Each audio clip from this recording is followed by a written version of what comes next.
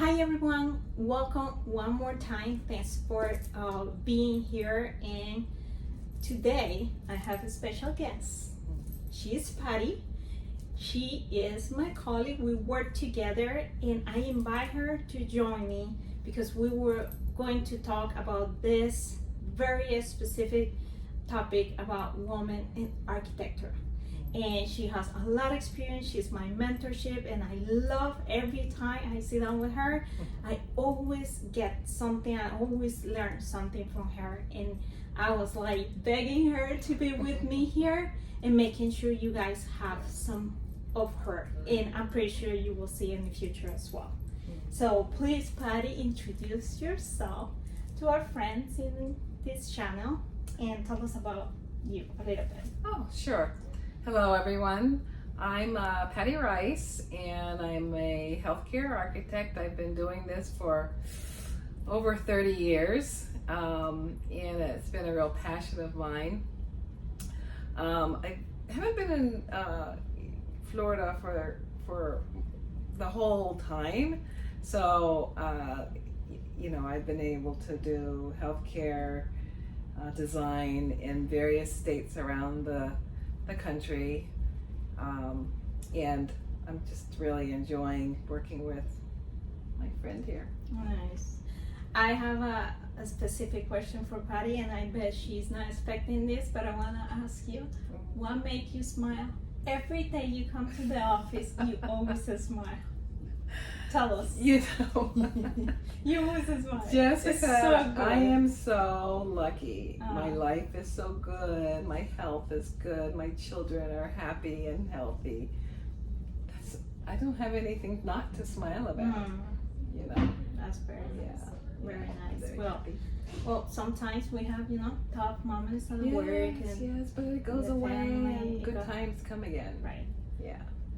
Just Always. remember good things Yes. in the moment. They will come. They will come. All right. Exactly. So I get prepared some of the questionnaires for Patty, but we will open to you. Listen. Maybe we're going to talk about extra stuff that is not here, but we're going to be like specific with the topics, Sounds and I'm good. pretty sure we will learn a lot. Sounds good. Okay, so let's start with the background and inspiration. And the first question is, what inspiring you to pursue a career in architecture?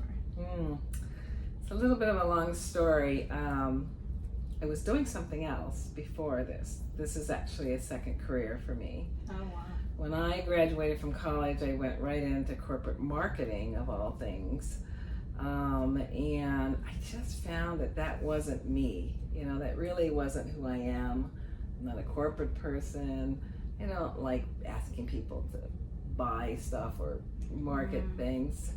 And so I did that for 10 years and had an opportunity to stay home with my kids.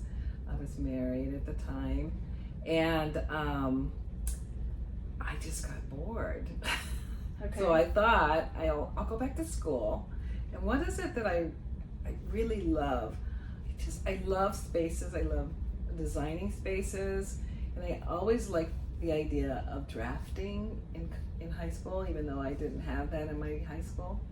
So I went to a community college, a 2-year college, and just started taking the preliminary 2 years that you have to take, the intro courses for an architecture degree, just to get an associate's degree.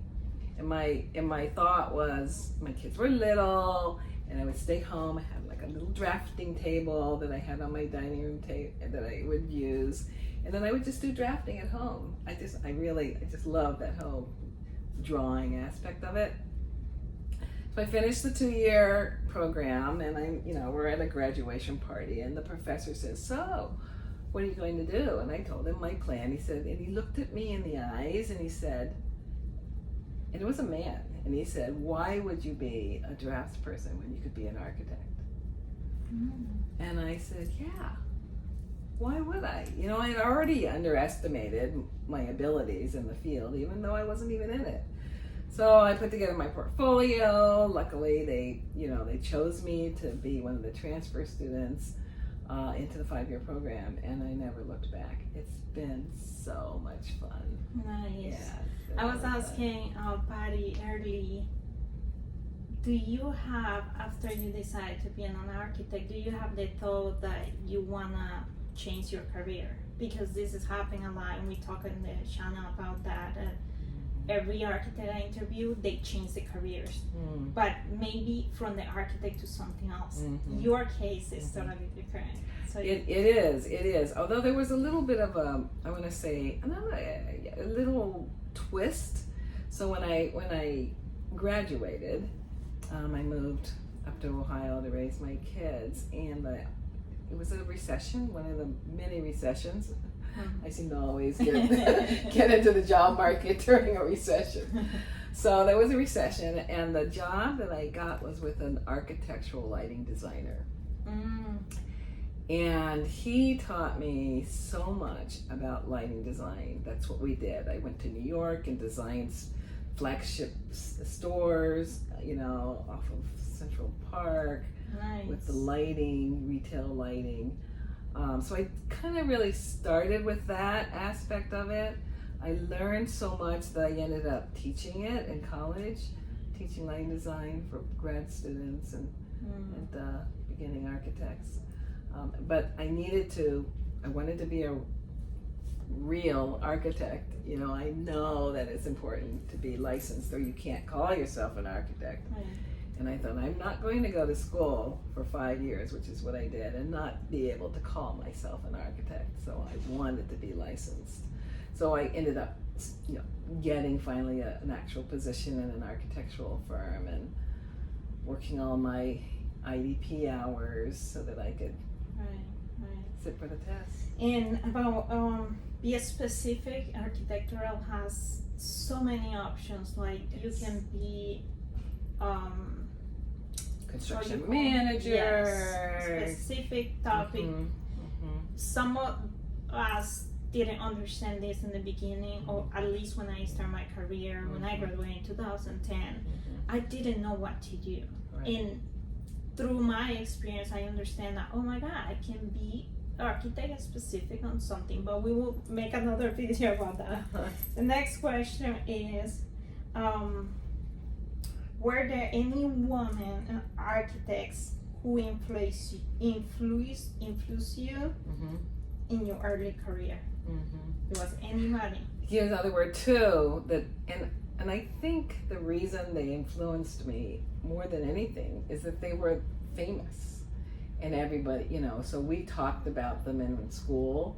Okay. One of my projects included one of the design projects we had was to design a memorial for a war memorial, and Maya Lin had just done the Vietnam Memorial in Washington D.C.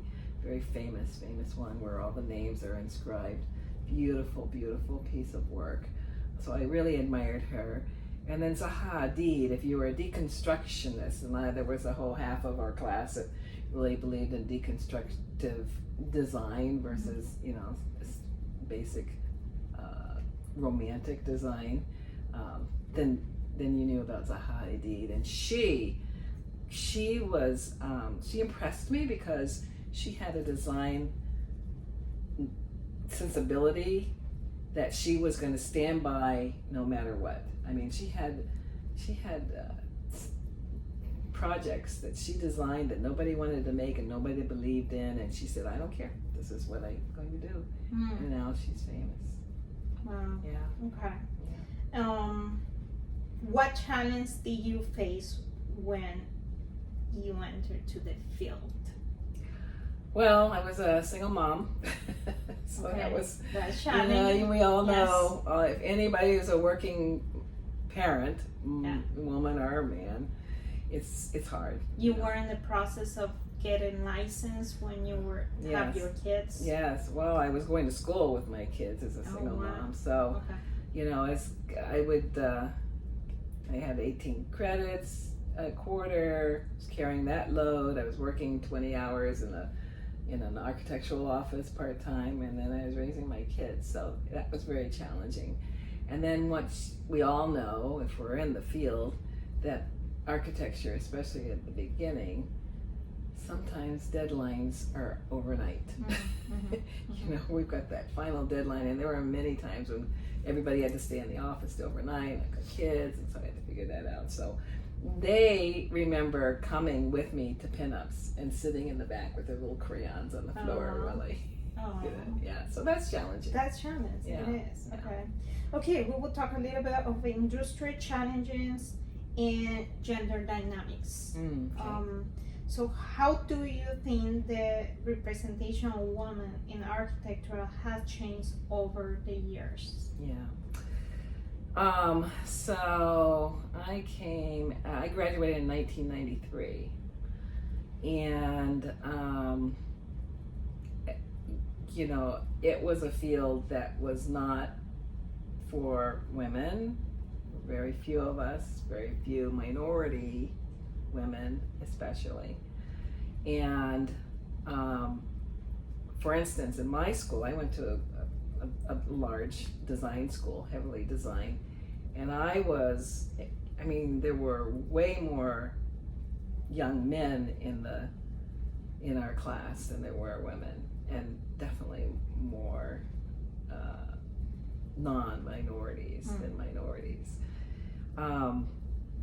But now, in terms of, at least in the schools, I'm not saying in the profession, in the profession, women are still only 27, I think, percent of all the architects in the United States. I can't speak for other countries, but 43% of brand new architects are women, and more than half of the graduates are women. So that's a big difference. I've seen a big shift. And I do see more women in senior positions. I do see more principals who are women. You know, I see that shifting. Change. Yeah, shifting. You were like, you told me 120 graduated. I was the 120th woman to get my license in the United States of color. Yeah. Good job. Yeah. That's very impressive. That's good. With all the challenges and everything. So, yes. Okay, next question. What barriers still exist for women in the professional today? Well, I still think it's a man's world. I mean, the majority of people in the position are still males, white males, and they own most of the firms.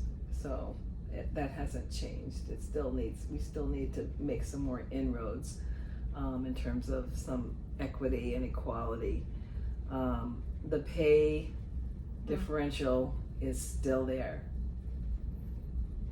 For the same position, women are not being paid the same as men. So we need to fix that big time. What do you think can fix it? Well, I think sometimes, and this, we've heard this, that if, for instance, it's been said that a man is going in for a raise. He goes into the office, he sits there with the boss, he says, I want a raise, I need a raise, I gotta have a raise. I like how you do it. I love it. You know? That's what they do. That's what they do. Yeah. And they go, oh, okay, probably you got a family to feed, you know. Right. And then a woman goes in and says, well, I mean, I know, I'm not sure. Yeah. They're never sure if they really deserve a raise. They got to figure out a whole long list of reasons to present themselves of why they deserve that raise, just to justify it. Yeah. And then it still doesn't happen always. It's not happen. So. We are not confident, and I have been seeing that. I'm lucky and I'm grateful that I have been learning how to negotiate in my work to feel confident that what I do is valued somehow. Is valued for me, and I ask the company, if this is valued for you, this is what my price is. And it's just take time, especially for us that we are not graduated yet. We thinking we are not deserved that raise. We start thinking about, but I would not get the pay I get back in Texas, and I moved to DC. I cannot make it the same. It's just excuses.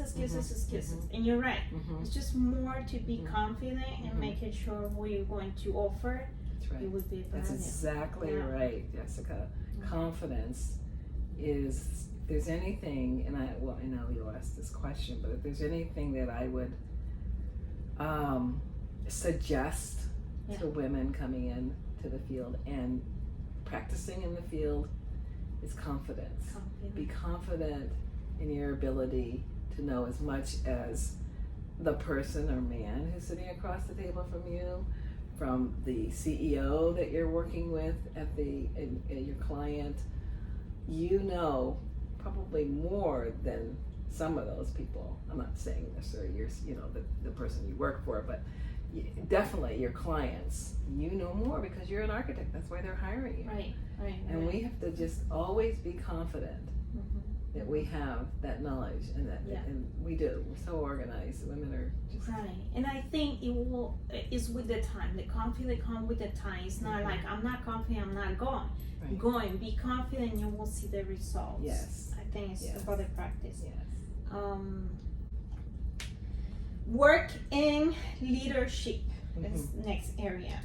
How do you approach leadership and collaboration in a male-dominated field? Because we talk about it. This is a man-dominated field. It comes back to the same thing: confidence. I mean, I was a principal and vice president before I retired, semi-retired in our firm. So apologize. Patty's retired and she's still working. She is still working. So I think this is fascinating. I love it. The fact that you love your career so much that you're still doing stuff. Yes, because it's fun. It's still fun to me. It's fun. I'm glad I changed to a career that I love.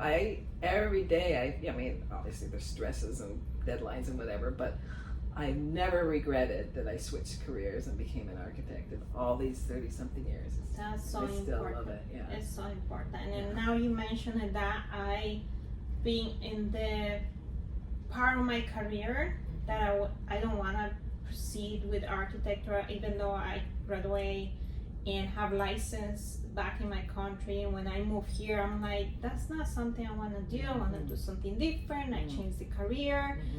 But something always come out as an architecture. Always I get the jobs in the field and always push me. And now I feel like it's part of my life, and I'm motivated more every day to learning something new. That's my position right now. You are right. And what's great about it, every project is different. Every challenge and problem is a new solution, a new challenge to solve. Every it just never gets boring, and we never know everything. It's like being a doctor. A doctor never knows everything. Right. They're practicing. That's why we call it practicing architecture, because we're practicing, we're learning. Every I just love it. It's always interesting in learning stuff. Learning something new. Okay. Yeah. It's really great. Okay. What advice will you give it to young women that want to proceed with architecture? You have to love it. So, and sometimes it's hard to know before you start. Like going into any school or academic problem, you don't always know what it's going to be like until you start getting into it. I went to a 2-year college before I transferred into a full program, and that gave me an opportunity to really know what architecture was. We got to do little floor plans and understand about elevations, materials, all the basic components of architecture, so that I knew I definitely wanted to go on with that. And the cost for that is a lot less than the cost of the full 4-year or 5-year, 6-year program, those first couple of years. That everyone doesn't need to do that. Everybody might not want to do it, but if you don't have any kind of concept of really what architecture is, that's a great way to, and those 2 years apply to your 5 or 6 years. Right. So it's not something separate that you lose, Okay. but you don't have to continue on if you don't think it's for you. When you say you have to love it, I heard that everywhere, every motivation videos right there. And yes, everybody mentioned like do what you love, and work doing what you love. It was a hard time for me to say I do not love this. Right. So I've been working in architectural films for 20 years since I started my career. In a university, I have to go work to pay university. So I was working full time and going to university. I get done. Never felt like I was love it. This is my thing. I love it. I don't want to do anything else. No. But what I identify in my past 5 years recently is like I find out something specific that I can do. Yeah. And I'm good at it. Yeah. Yes. That's it. Yes. So I will say is give it a try, right? Start. If this is something like, oh, I want to be an architect. I was listening one of the lawyers as part of the AR material that I have to study, and he say, I want to be an architect forever when he was a kid, and now he's a lawyer. Yeah. But he is a lawyer for architects. So he kind of combines the two. So he find out something that he find out how to love the career. So the good thing about architecture is you try out and find out where is your area. I would say. And I think the requirement to do the hours, the IDP hours, where you have to do so many in construction documents. AXP. Oh, it's AXP. AXP. So it's changed. It changed. You have to do so many hours in construction documents, so many in construction administration. Right. It gives you an opportunity to sort of feel and explore all the various parts, at least some of the various parts within a typical standard architectural firm. And sometimes people, that we have people who just want to do construction administration. They love it so much. That's the part they like. They like the part of seeing it come from a piece of paper to a full building and working through those solutions. Yeah, very good. Okay. Let's say I have 3 more questions, and I think we can wrap this. This is very good, and we will have Patty in the future for sure. So, future of women in architecture. What steps can firms take to support and retain more women in architecture? I think the number one thing that a firm can do is give an equal opportunity for men and women for positions that they want to fill.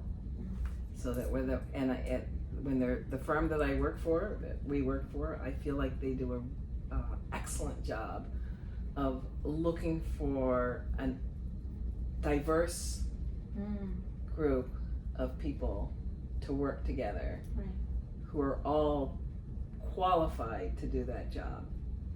And it doesn't matter what their ethnicity is, what their gender is, what their age is. I'm older. Me too. I'm not far. So I just giving everybody an equal chance. It seems like a simple thing to say, but it doesn't always happen because of some people have different prejudices. Different goals in the company, and also they are go. Let's have somebody now. Right. Not thinking about it, not thinking straight, not have the specific group of people to dedicate to that part, to understanding the culture and the diversity as well. And also it's part of our what can I say, rights our obligations as architects Yes. to have that diversity. Yes. And it's part of the Because the built environments that we design are for everybody. And so they have to be felt and enjoyed and experienced by everybody. Right. We're not just designing buildings for a certain group of people. It's for everybody who lives in this country. Right. And with so many things, you need the various perspectives. You need the various Right. cultural backgrounds to understand how to do that, so that anybody who walks in a space feels great. Right, okay. Next one. What do you hope to see change in the industry over the next decade? Well, I'm hoping that we get more equality in pay. I think that's a big thing. I still think in not only our field but many fields that it's ridiculous that women aren't being paid the same as an equal position with a man. Okay. I'd like to see that increase. I'd like more women to continue to be in leadership roles.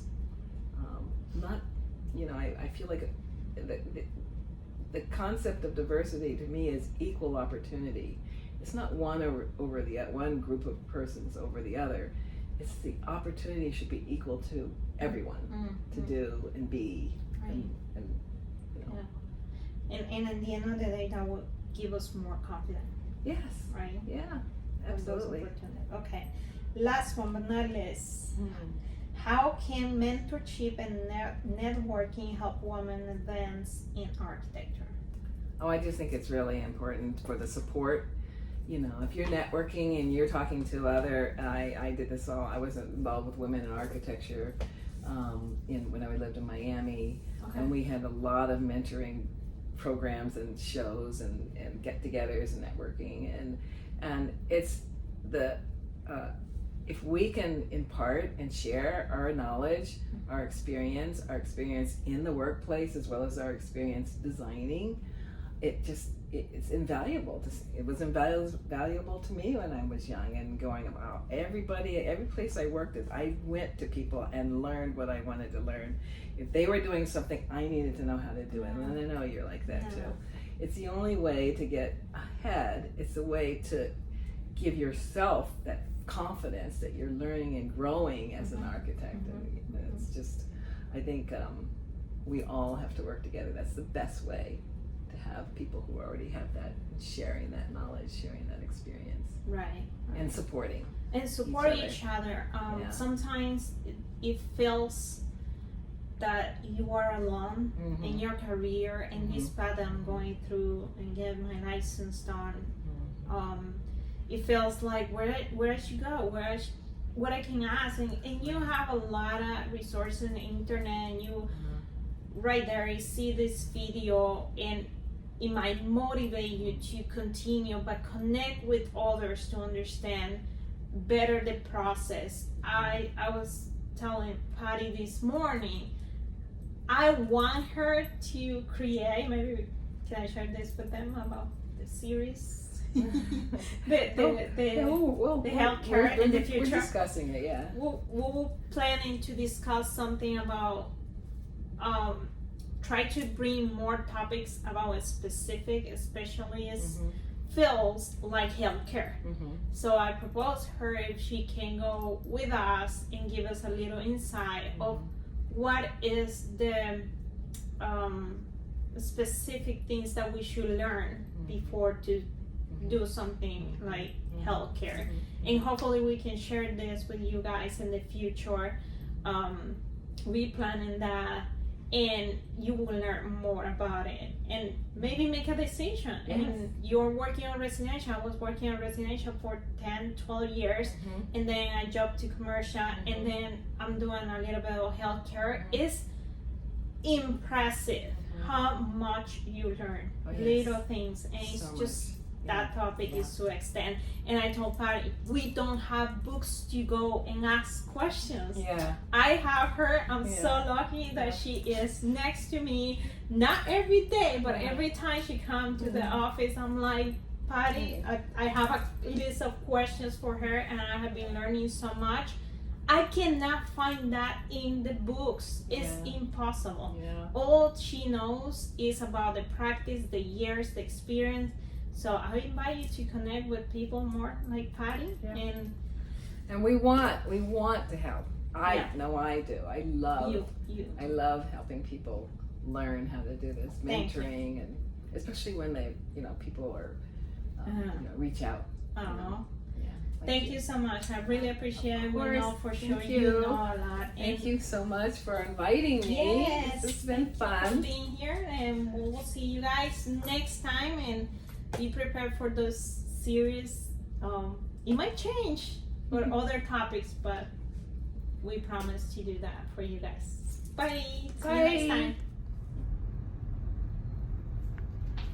Hey, hi. Can you do me a favor? If you like this video, please give it a like or subscribe and share with others. This is about foreign architects, and we tell you our stories, how we came to US and get our certification as architects who get licensed in US. Please subscribe and share.